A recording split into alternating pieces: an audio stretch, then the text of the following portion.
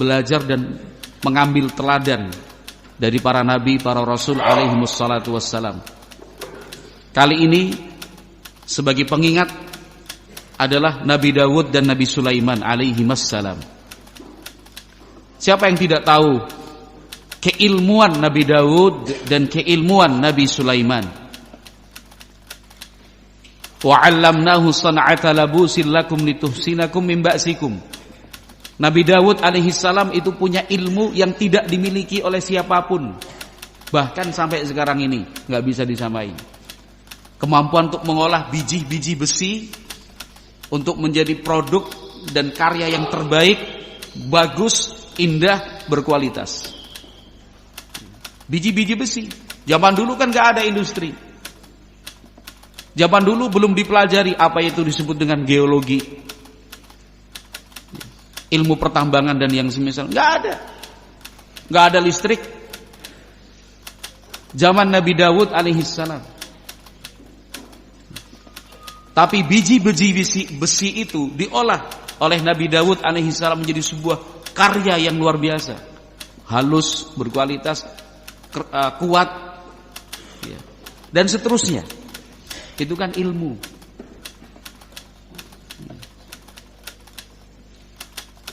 Nabi Sulaiman alaihissalam, banyak ilmu yang Allah berikan untuk beliau. Salah satu contohnya adalah ilmu bahasa. Bahasa-bahasa binatang beliau paham. Jadi kalau ada orang sombong karena katanya menguasai 5 bahasa, 10 bahasa, yang gak ada apa-apanya lah dengan Nabi Sulaiman alaihissalam. Apalagi cuma bahasa daerah. Oh ini 10 negara, ini 15 negara, ini menguasai bahasa daerah di Indonesia. Gak ada apa-apanya. Bisa gak dia pakai bahasa binatang? Bahasa burung. Burung apa yang depan situ namanya, Mas? Yang bunyi itu loh. Burung apa namanya? Wah? Perkutut. Ya Bapak Abdul Aziz. Apa? Burung apa yang depan situ? Perkutut. Kamu tahu bunyinya itu apa artinya?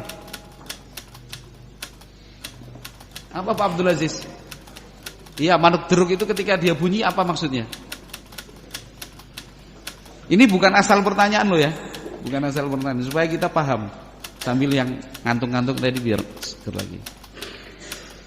Itu bunyi itu bukan tanpa arti, Mas.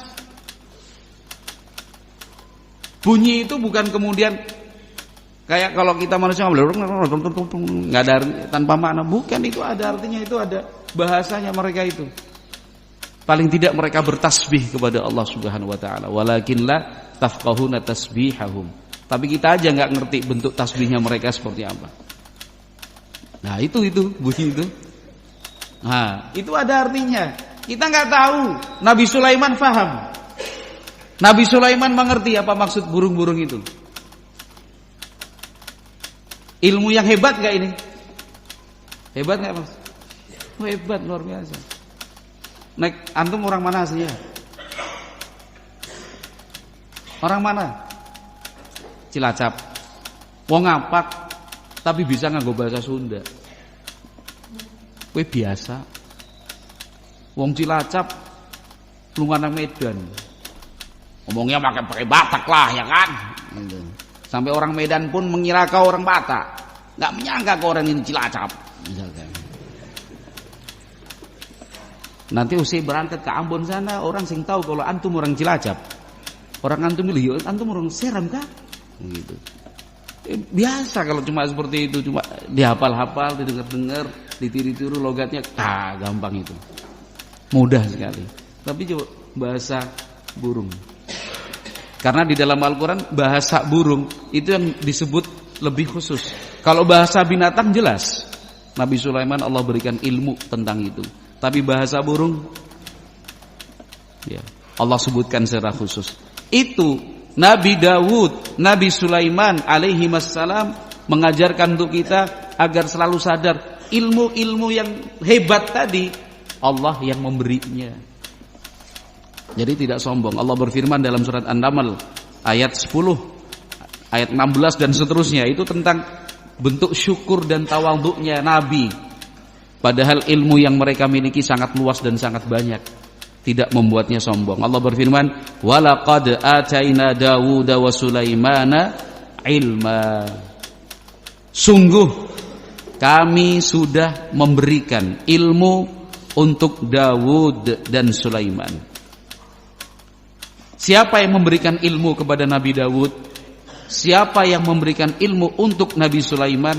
Jawabannya Allah Subhanahu wa taala.